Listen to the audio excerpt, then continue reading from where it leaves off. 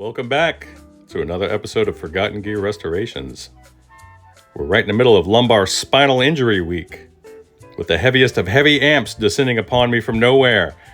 And the Sound City 200 series is no exception. This one's a Mark III custom built from the factory. It's a beautiful day here in Southern California. Mostly cloudy, about 65 degrees Fahrenheit outside, humidity 69%, wind about 2 knots from the south, UV index 2.3. 0% chance of rain. Barometric pressure, about 850 millibars. How are you guys doing out there? You know the whole thing. Same old background music, same gratuitous shots of my bench warming up. I'm over here burning up these precious CRTs for you guys. How about a like? Don't forget to subscribe. Let's see what's up with this old bird here.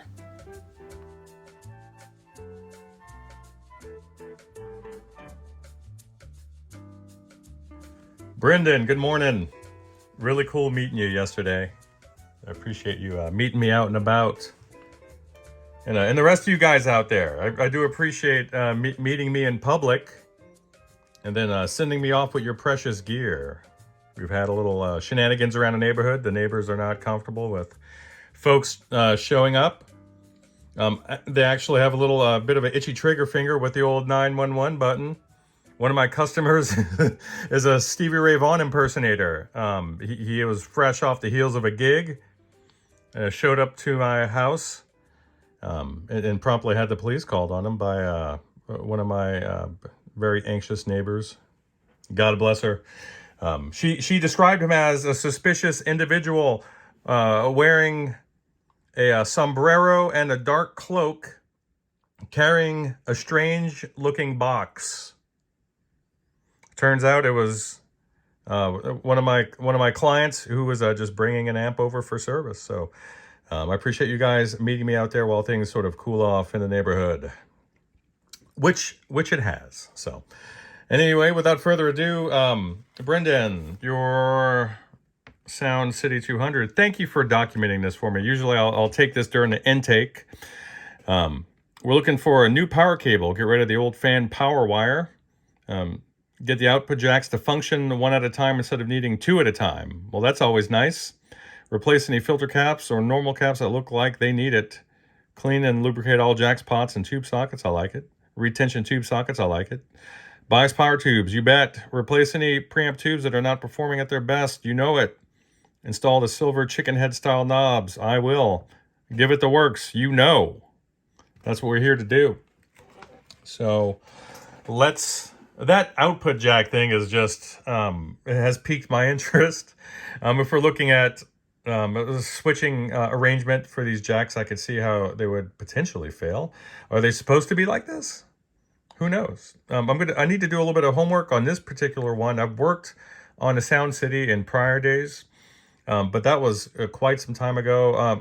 And as well, I should add that I'm no stranger to the high watt stuff. I usually see maybe 3 or 4 of those a year. But we need to dig into this thing for certain. So let me get her powered up on a current limited supply, and we're going to see if she's behaving.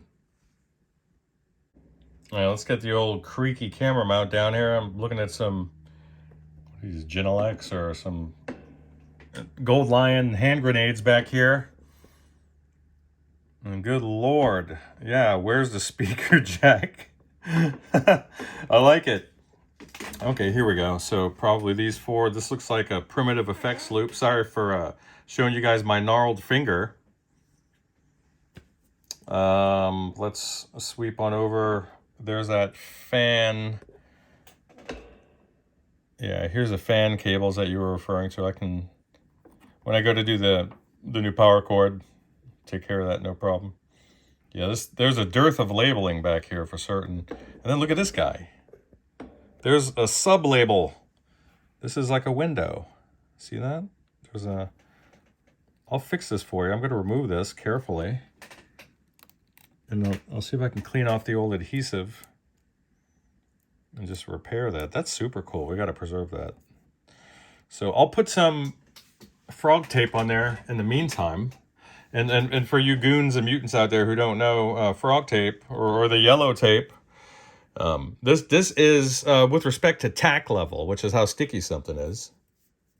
or how uncouth, depending on your social situation and disposition. The yellow stuff is even less tacky than the blue painter's tape.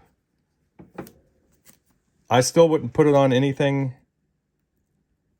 I wouldn't put on anything that has a lacquer finish or delicate finish or certain control panels, because you don't know how the adhesive is going to react with the top coat. But I know how it's going to react with this stuff, so I will use this. This is among the lowest tack of all the tapes. Tacky tapes, tacky tapes. All right. That part did nothing. That's okay. So let's get that fastened here. There, so it doesn't come loose. We're going to be handling this thing. Hopefully not too much. It'll be in a mount. Let me get this rear panel off and then start digging in. We need to get this, sorry about that finger. We need to get this thing out of the box, which is going to be fun times. I think there are flathead fasteners on the bottom. So, all right, let's get this going. All right. The old nutcracker back there. Let's see, no pun intended. All right, these are fresh. These are fresh machine screws or bolts here. So I am confident using this. Nice. Gotta be very careful.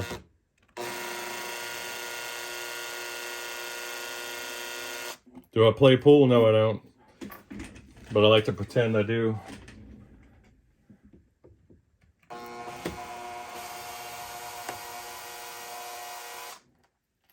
All right.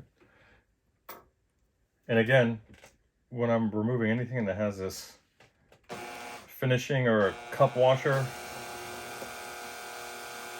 I give the screw a little bit of a wiggle there so that it comes out with it as one unit, because these, if you leave these adhered to the panel, they're going to fall off and you'll never recover. You'll never recover that little bit, I promise you. And then you'll never match it with the hardware you have on hand. Ask me how I know, said a rookie. And there's one more.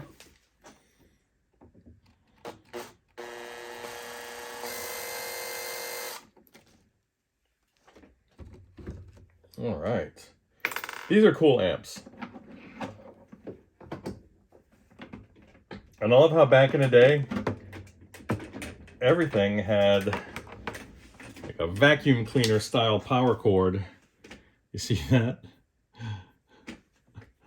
Like from your grandma's house. And then look at this. This is how you take the cover off. And this is how they would wire them up. Gotta love it.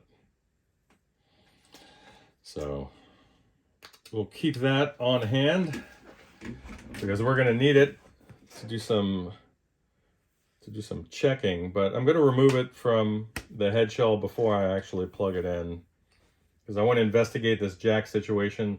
I don't know how they're wired up. If it's anything like the Marshalls, then we want to make sure that we're not exposing the output transformer to any sort of danger. Wow. You want to know where the weight comes from? For those of you guys who haven't ever been in the back of one of these, just hold on to your hats.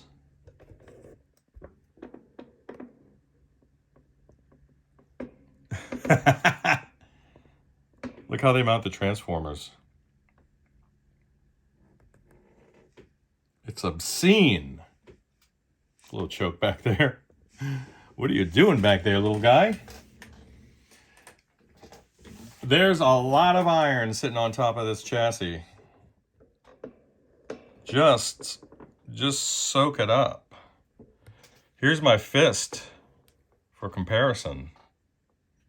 Look at that. It's unbelievable. God, look at all these taps. That's amazing. Always cool to see how other guys do it. So here's the bottom end. There's no lack of ventilation here, which is nice.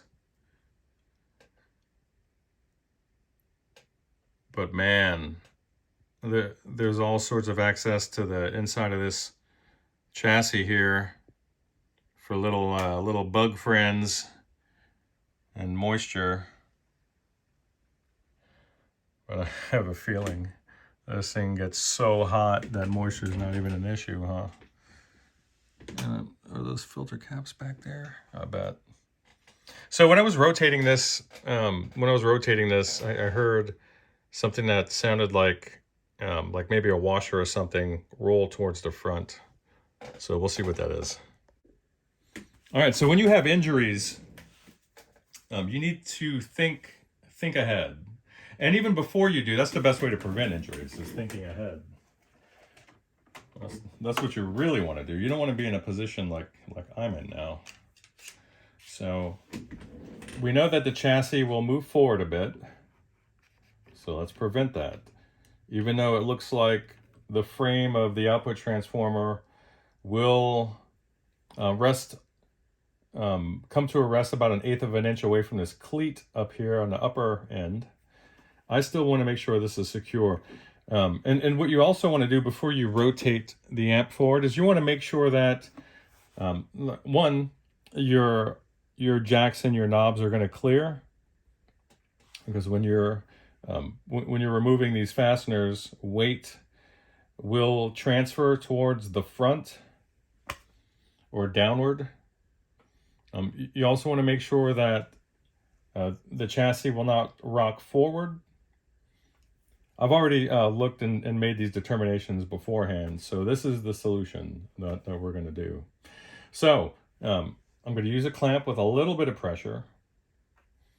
I'm going to remove these flathead fasteners.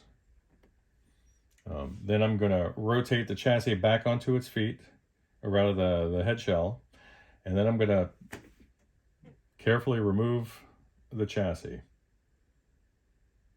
That's what we're going to do. So let's see what we have in the way of drivers. All right. These are usually bent a bit. Yeah, and this one is as well. It's hard to see. Just from the sheer mass and inertia of handling this thing, it all gets transferred to the fasteners. And you know you've done it right when you're removing these, that there's really no tension on it. The chassis isn't sliding forward and reorienting itself. You know that this is the best possible scenario.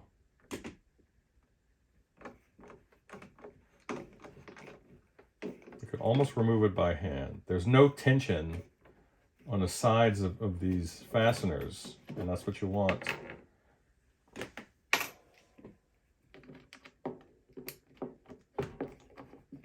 Awesome. Now it's free. This is going to be a bear. And I'm going to find some suitable washers. This is not going to do the job. This is not going to do the trick. It's going to break the wood. So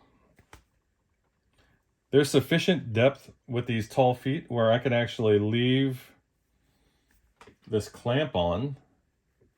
So I'm going to go ahead and rotate it and then slide it gently. And I'm going to try to bear the load with both of my hands. I'm not trying to be a hero anymore. I can release it now and move it back. I need to come up with a series for you guys out there because we don't take care of our hands. We don't take care of our fingers. And there's a whole kinetic chain of things that will go wrong as soon as you have an injury anything downstream of that will compensate and become injured. So you want to make sure that in as much as possible, you're not putting tremendous load on your hand as it's supinated. This is supinating it with your palms facing upward. This is almost a guaranteed way for you to sustain a TFCC injury, which is a little triangular bit of cartilage that holds the ulnar and radius together. Once you tear that thing, you're going to get some massive wrist instability.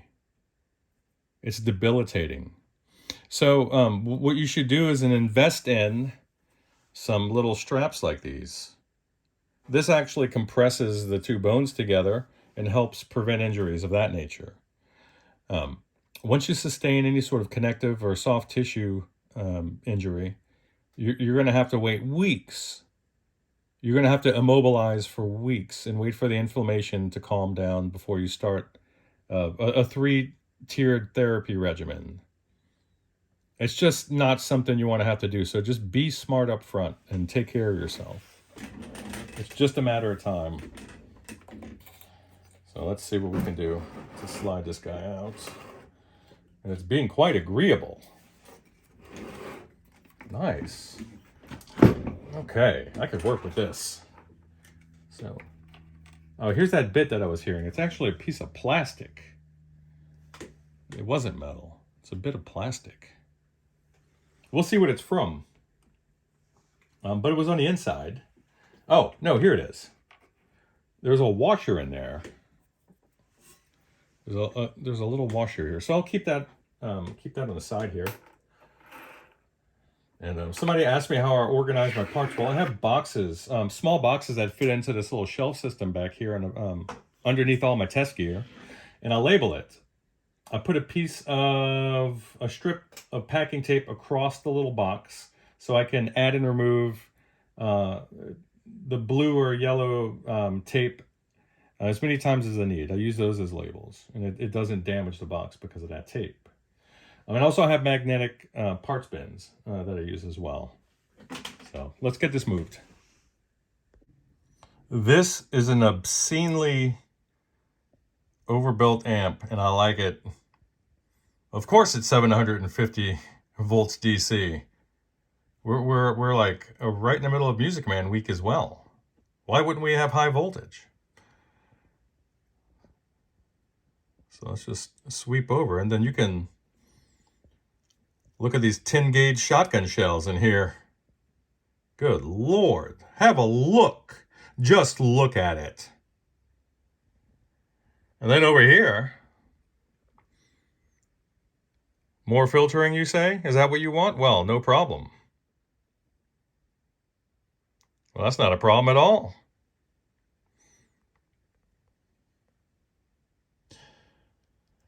So for an amp that has ostensibly a maximum of 6 gain stages, maybe 7, depending on how the phase inverter is wired up. For an amp like that, that's a lot of filtering. But why wouldn't you do that if you could? Why wouldn't you do that? Look at this effects loop.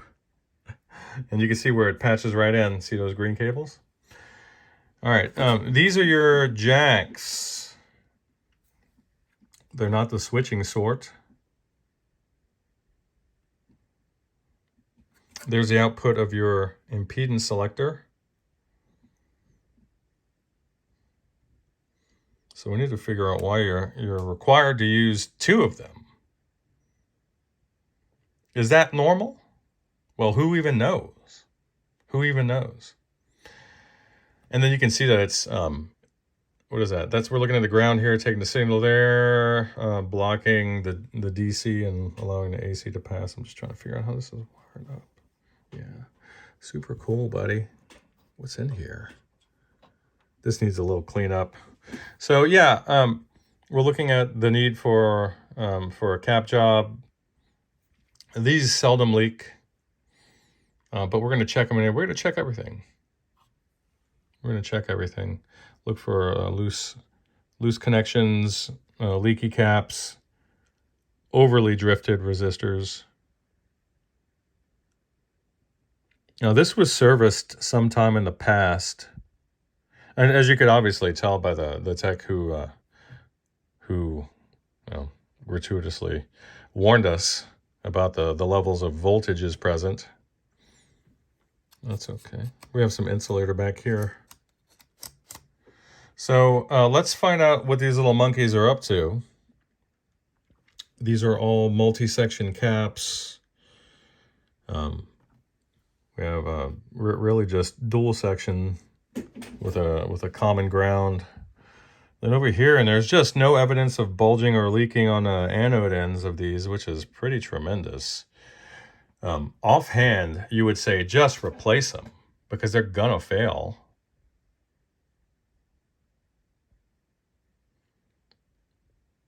That's what you would say offhand. And that's what you would recommend. So let me get her chucked up and see if I could sort out this output situation first. That'll be the first order of business. But let's just see how she's running first. So stand by. So I want you guys to just see what I'm seeing. Can you see that? You can see it. So look, we're pretending like there's about 120 volts from the wall. I do have it running through the limiter, so you're going to see a mild reduction. But as we start drawing current, then you'll really see it. And speaking of current, I want you to see how much, I've never seen so much deflection as the tube's heaters are just starting to come to life. So just check this out. It's not even the standby. The owner's never heard this amp yet. It hasn't really been serviced outside of a small handful of resistors that I see have been changed, very small. So just have a look. 3, 2, 1. And as current stabilizes, you're going to see the voltage starting to rise again. The current limiting bulb is a nice, beautiful, and dim shade of amber. Where's it at? I can't even see it. I'm zoomed too far. I've gone too far. But you can see it there, right? You can see it's dim. It's right there. Where's my finger? It's right there. So let's see what happens. That's not confidence inspiring, but let's observe the bulb, which is what we're going to do. Let's flip her off of standby.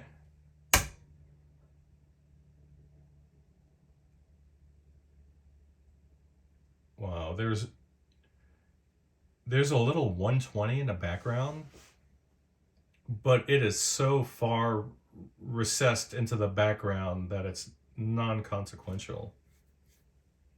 It's drawing a very, let's see how much current she's drawing. About 1.5 amps. About 1 amp of current. Wow. We'll see where she's biased. Let's get her back on the volts reading. Now we can move this shot off. So let me take her down to the control panel. Now listen closely. All the volumes are down. This is just the quiescent background noise. And I've got two of the 4 12-inch speakers in that oversized cab covered up by a vibroverb reissue. But it doesn't matter. These are GK12-100s or G12K100s, which are very sensitive speakers. So, and they're like 2.5 feet away from us here. So listen, let me get the tone controls up to 50%. All right. Presence too. Let's get the volumes up, normal channel. Wow, that's so quiet. Just a little hiss from the carbon comps. These pots. Brilliant channel.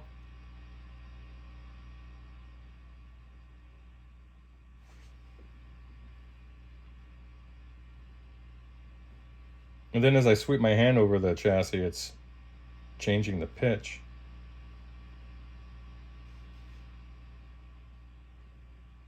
You would never have it that loud. Good Lord. I'm gonna check the ripple on these caps. But again, my as I discussed with you, my fear would be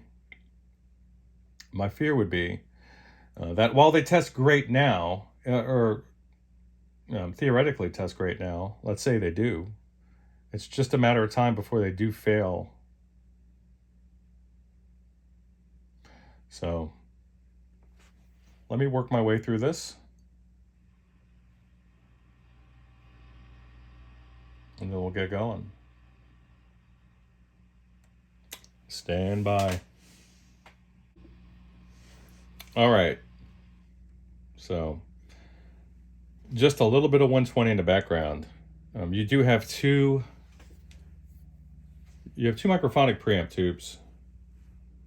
And then just notice that this is a very noisy room. So if I can get your amp quiet in this room, it's going to be quiet everywhere. It should be. There's a 700-foot RF blaster. The most powerful transmitting tower on this side of the country is literally within a mile of the house. I could see it from here. It's a big KFI tower. Watch this. But listen to the hum in the background as my hand approaches. See that?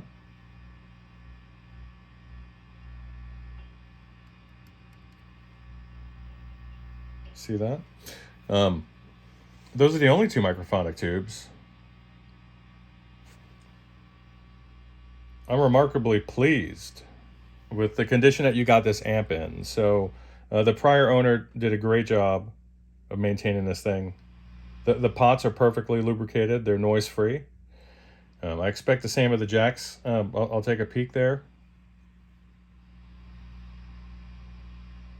It's really nice.